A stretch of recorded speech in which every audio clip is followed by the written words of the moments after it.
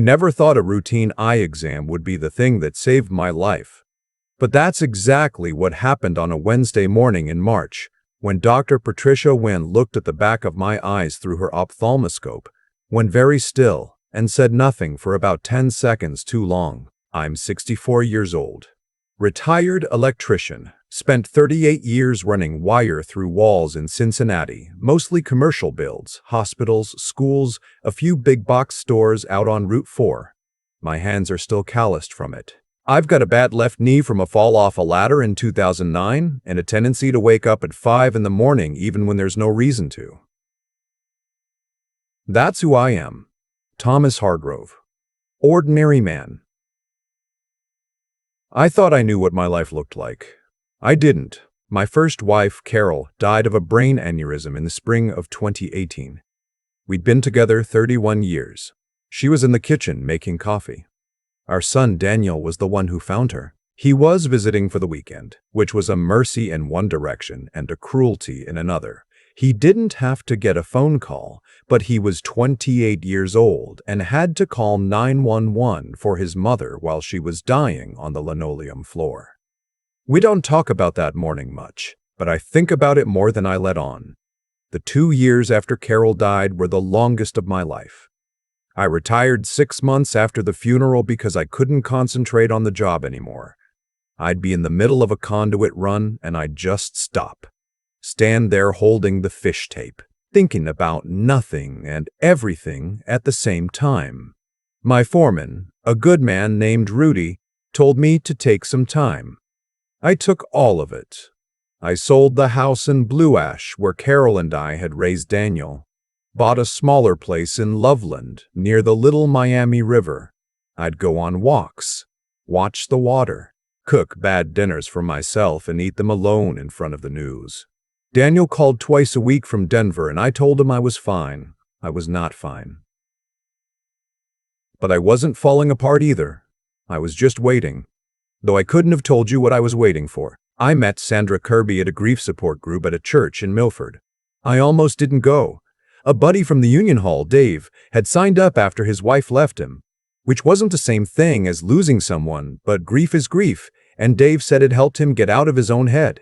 So I went. Sandra was 53. She had short silver hair she wore without apology and reading glasses pushed up on her head like she'd forgotten they were there. She'd been a pediatric home health aide for 20 years before a back injury put her out of work. She told me she'd lost her husband, Brian, to a sudden cardiac event 3 years earlier. No warning, no history of heart trouble, just there one day and gone the next. She said it had taken her a long time to even say the word widow without her voice breaking. I understood that. We talked after the meeting in the parking lot for almost an hour, leaning against her car in the cold. She asked questions the way people do when they're genuinely listening, not just waiting for their turn to speak. She remembered things I said one week and asked about them the next. That sounds small. It wasn't small.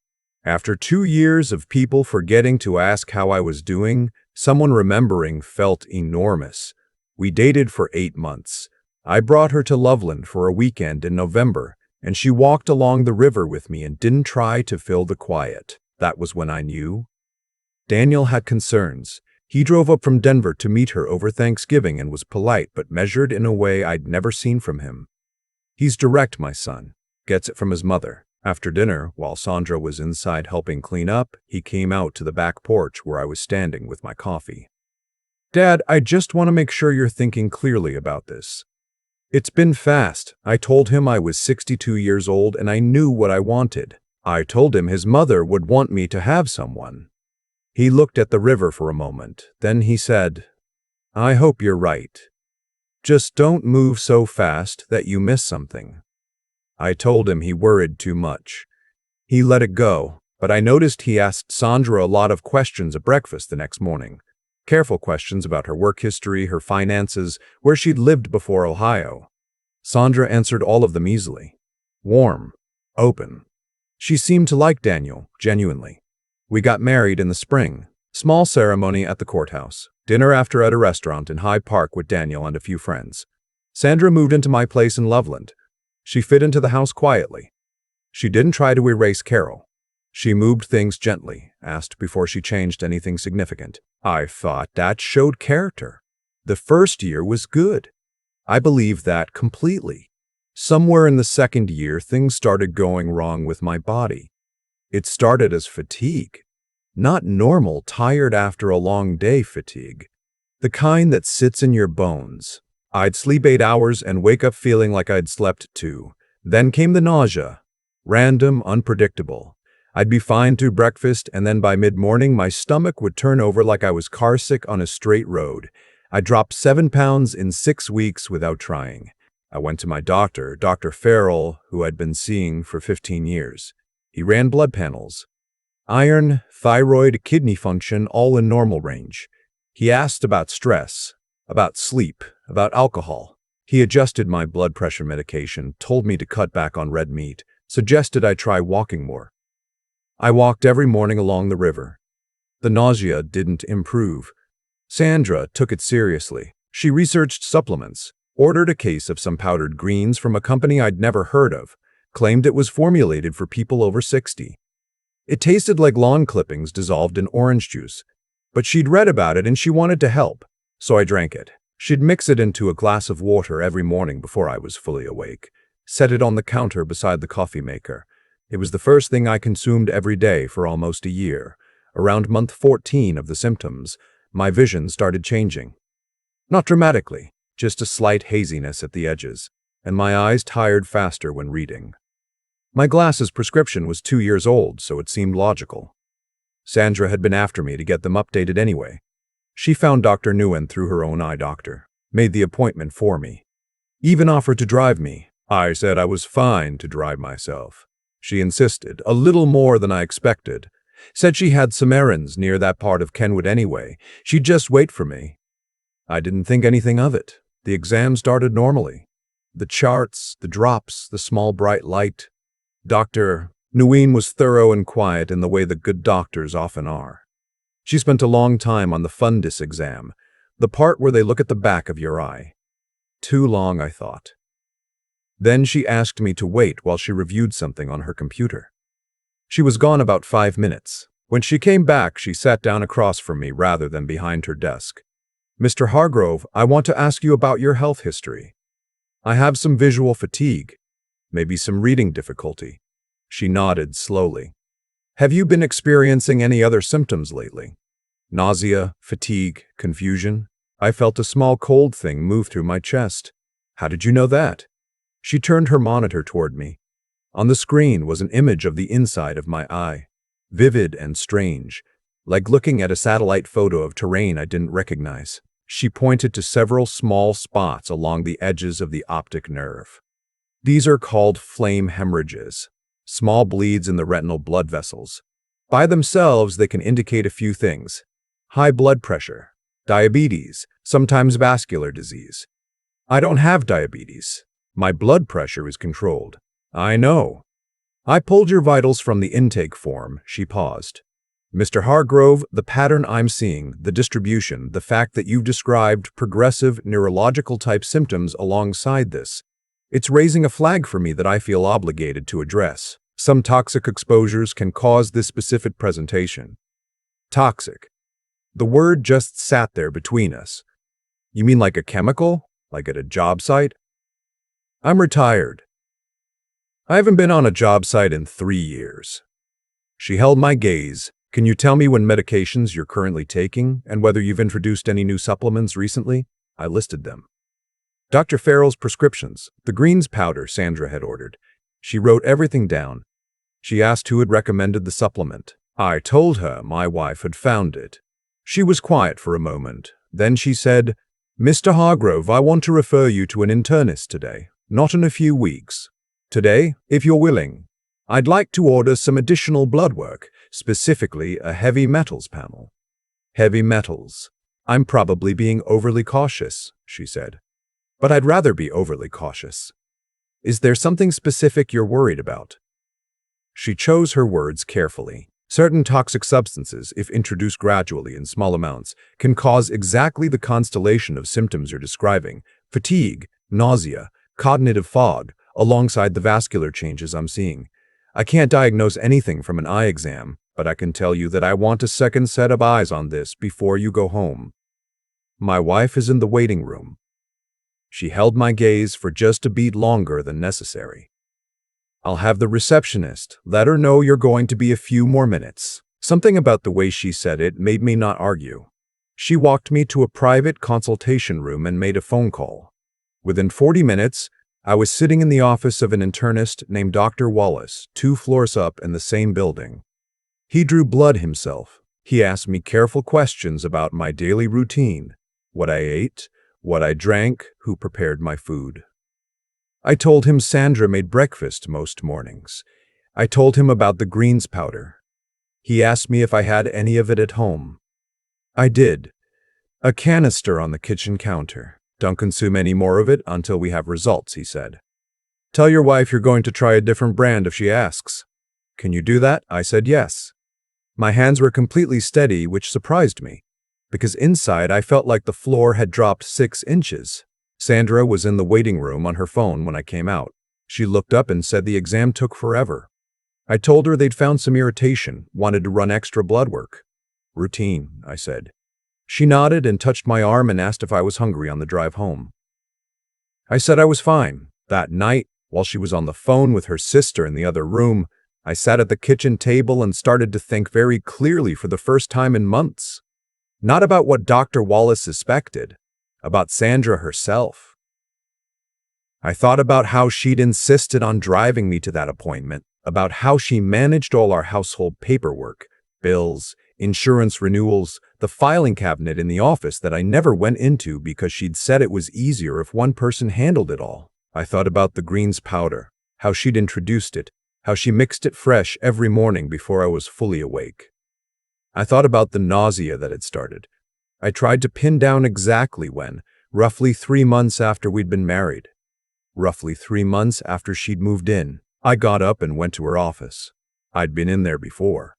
It was a small room off the hallway, a desk, a filing cabinet, a bookshelf. I'd respected it as her space. That night, I stopped respecting it. The filing cabinet was unlocked. I don't know what I expected to find. What I found was worse than what I'd expected. There were medical insurance claims, not claims from our shared policy, those I'd seen before. These were from a separate accident and disability policy I hadn't known existed. I found the original application. My signature was on it. I looked at that signature for a long time because I did not remember signing it. The handwriting looked right, but the date on it was from 8 months before our wedding. When Sandra and I had only been seeing each other for 2 months, I hadn't signed anything for her then. I wouldn't have. We barely knew each other. There were 5 paid claims over 2 years. 1 for a fall that fractured her wrist. 1 for a back injury sustained at a gym she'd allegedly been a member of. I didn't know she had a gym membership. The total across all 5 claims was just over $180,000. I stood in her office in the dark with those papers in my hands, and I thought about what Dr. Nguyen had not quite said to me out loud. I took photos of everything on my phone. I put everything back. Sandra was still on the phone when I went upstairs. I lay in bed and stared at the ceiling and thought about Daniel driving up from Denver for Thanksgiving, asking Sandra careful questions about her financial history while I stood outside drinking coffee and thinking he worried too much. I called him at 11 o'clock. He answered on the second ring and I could hear from his voice that he'd been awake. Dad, what's wrong? I told him. All of it. The eye appointment, Dr. Wallace, the blood work, the papers I'd found. He was quiet through most of it in the way he gets when he's trying to stay calm over something that's making him not calm. When I finished, he said, Dad, those supplements she's been giving you. You said she makes them every morning before you're up. Yes, you need to stop taking them. I know. Where are you right now? In bed. She's downstairs? Okay. He exhaled slowly. Okay, I'm booking a flight. Don't eat or drink anything she prepares until I get there. Tell her whatever you need to tell her.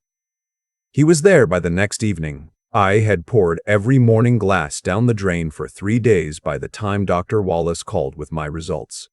I told Sandra I'd read something about greens powders interacting with my blood pressure medication, that I was switching to a different one.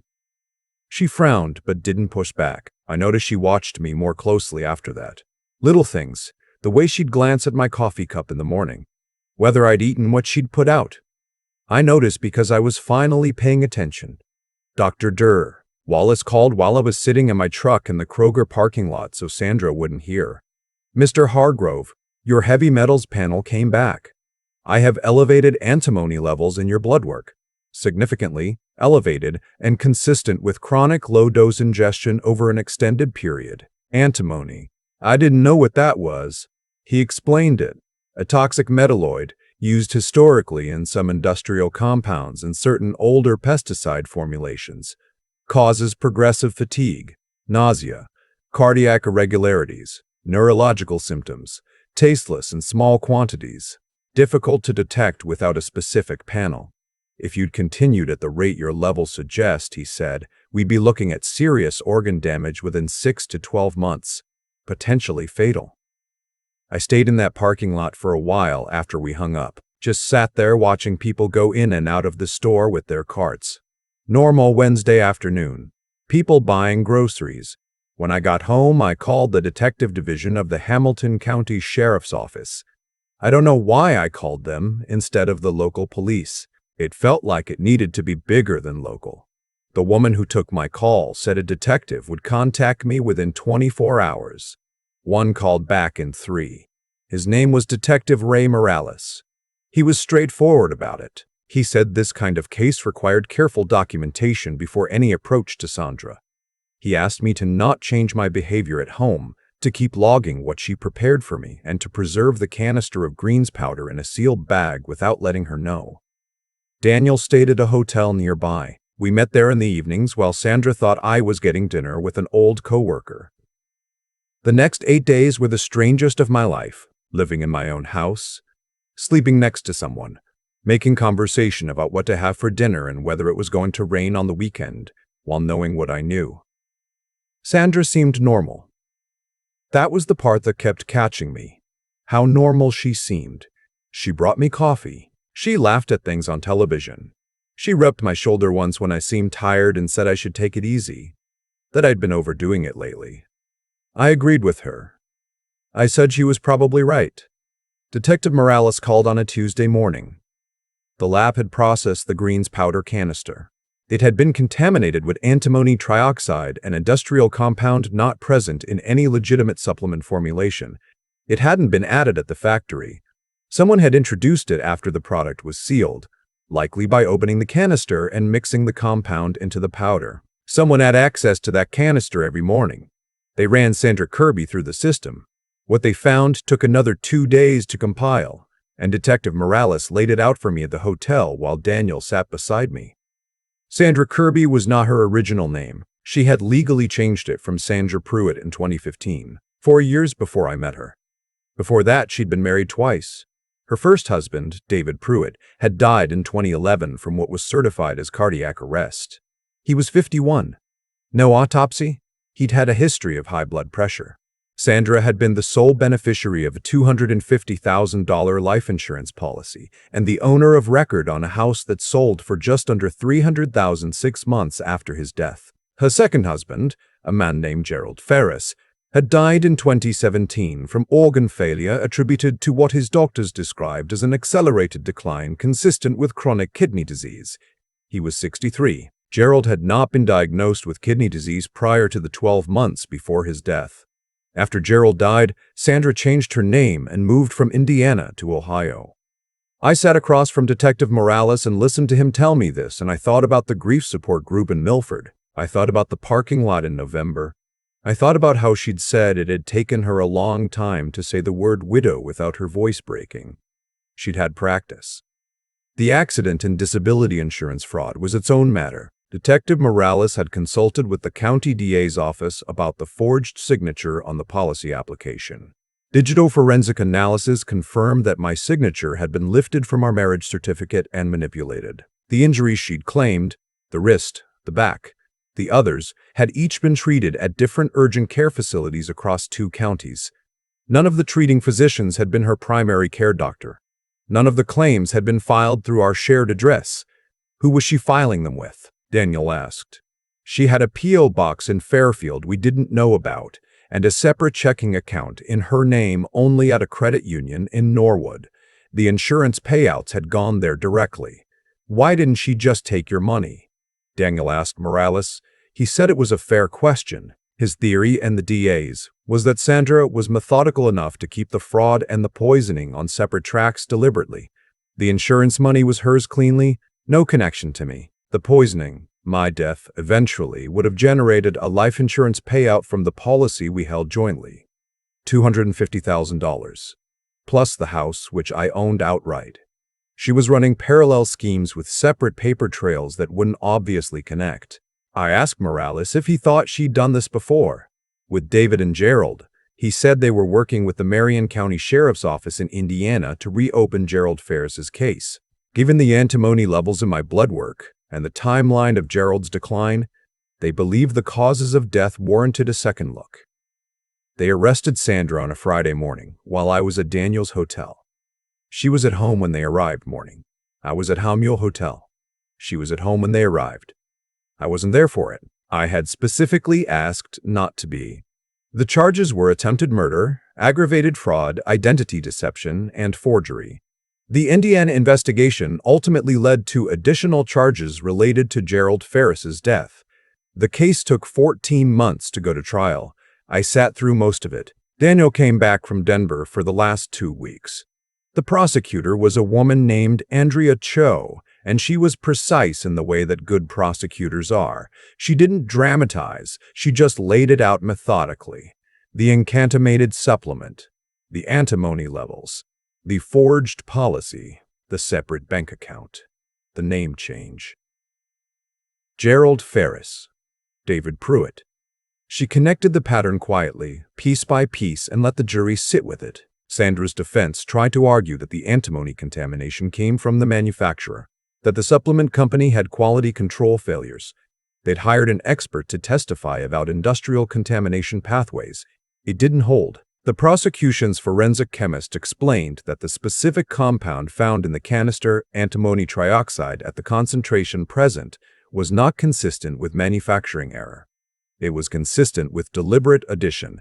The jury took 11 hours. Guilty on all counts. The judge sentenced Sandra to 22 years.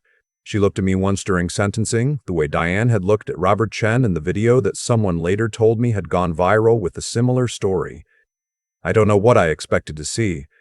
Whatever it was, I didn't see it. Just a woman calculating something behind her eyes, even then, even at the end.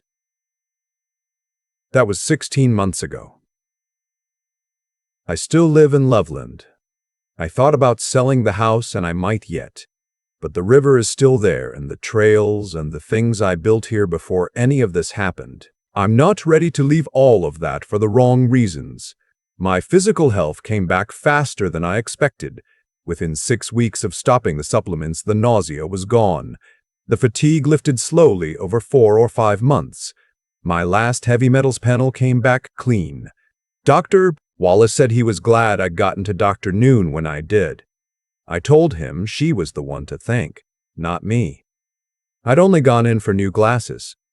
He said sometimes that's how it works. You go in for one thing and something else saves you. The cognitive piece is harder to talk about. I was foggy for nearly a year of my life, made decisions about my health, about my marriage, about the concerns my son raised, while my brain was operating at reduced capacity. That's difficult to sit with. Daniel doesn't bring it up.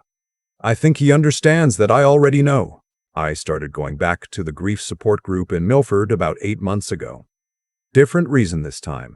Some of the same faces, some new ones. There's a woman named Helen who lost her retirement savings to an online scam. A man named Eugene who discovered his business partner had been diverting funds for a decade. People in transition. People who trusted someone and paid for it. We talk about what the warning signs looked like in retrospect. How isolation happens so gradually you don't experience it as isolation. You experience it as your life simplifying, becoming more manageable. Your partner becoming more central to everything. How financial control gets established through helpfulness. Someone just takes over the paperwork because they're better at it, and that's kind, until it isn't. I think about Daniel asking Sandra careful questions over breakfast on Thanksgiving, and Sandra answering all of them with exactly the right warmth and openness. I think about how good she was at that. Not just good, practiced. She had done this before. She knew exactly which notes to hit, which vulnerabilities to address, which concerns to gently reassure until they faded. She'd identified me the way a contractor surveys a job site. What's here? What's accessible? What's the timeline? I'd been a widower for 2 years. I owned my home. I was retired. No daily structure, limited social network, a son who lived in another state. I was lonely, and I was open, and I didn't see any of it. What I try to say when people ask me about it now, and people do ask more than I expected, is this: the most dangerous thing about loneliness isn't that it makes you sad. It's that it makes you want to believe. You want the story to be true. The parking lot conversation, the remembered detail, the woman who fits so well into your quiet life that you start to build a future around her without checking the foundation. Check the foundation. Not with suspicion, not with paranoia, but listen to the people who love you and have nothing to gain from being right. Daniel asked the right questions on that Thanksgiving porch, and I walked away from them because it was easier. Because I wanted him to be wrong. He was not wrong. Dr. Nguyen retired the following year. I sent her a card when I heard. I don't know if that's strange, sending a card to a doctor who found something in your eye that she couldn't quite name but trusted enough to act on. It seemed like the least I could do. She wrote back a short note. She said she thought about my case sometimes, that she hoped I was well, that the thing about doing this work for 30 years was that occasionally you saw something and didn't know exactly what it was, only that it mattered. She said she was glad she'd listened to that. So am I. Daniel calls every day now instead of twice a week. I've stopped telling him I'm fine when I'm not. That's a small thing that took me 64 years and a near-death experience to learn. Some lessons cost more than they should. The river in Loveland is running high this spring after a wet March. I walked along it this morning in the early light. The same trail I used to walk alone when Carol died and I was waiting for I didn't know what. The water is loud and cold, and it doesn't care about any of this, which is part of why I like it. I'm still here. Some mornings that feels like enough. Most mornings it feels like more than enough. It feels like the whole point. I've thought a lot about cause and effect since all of this happened. Not in any formal way. I'm not a philosopher. I'm a retired electrician from Cincinnati. But when you've had that much time to sit with something, you start to see how clearly one thing led to the next. How nothing about this was random, and how the outcome, good and bad, was shaped entirely by choices. Mine and hers.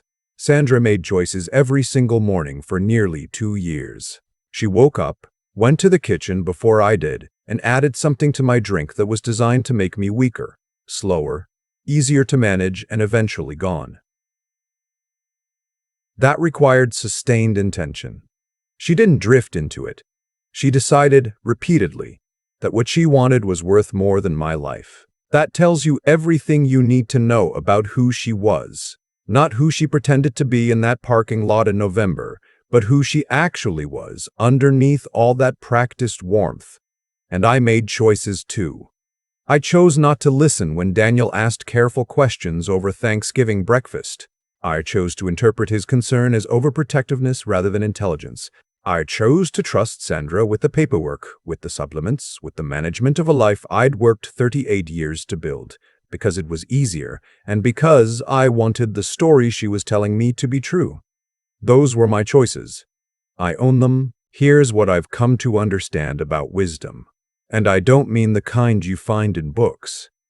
I mean the kind that costs you something. Wisdom isn't the absence of mistakes. It's the willingness to examine your own blind spots before someone else exploits them. I was lonely, and loneliness made me want to believe. That's human. That's not a character flaw. But I stopped asking questions at exactly the moment I should have started asking more of them. That's the part I have to live with. What saved me wasn't luck. Dr. Nguyen didn't guess. She paid attention to something small and trusted what it was telling her. even without certainty. Daniel didn't stay quiet to keep the peace. He asked the hard questions, even knowing I might push back. Those were acts of real courage. The quiet kind that doesn't get recognized as courage until later. Both of them did the right thing without any guarantee it would matter. That's what I try to hold on to now. Not the betrayal, not the 14 months of legal proceedings. Those things happened and they're part of my life, and I don't pretend otherwise. But what I come back to is Dr. Nguyen writing a referral on a Wednesday morning because something felt wrong, and Daniel answering the phone at 11 o'clock at night and booking a flight before he hung up. People showing up. People refusing to look away. I want to be that kind of person. The kind who notices. The kind who says something. The kind who, when someone they care about is in trouble, even trouble the other person doesn't recognize yet, doesn't stay quiet to avoid the awkwardness of being wrong. If there's anything I'd want someone to take from what happened to me, it's this. Your instincts are data. The people who love you and have nothing to gain from being right deserve to be heard. And resilience isn't about being strong enough that bad things don't happen to you. It's about still being here after they do, walking along your river in the early light, finding that ordinary is enough, more than enough. I'm still here. That's the whole point.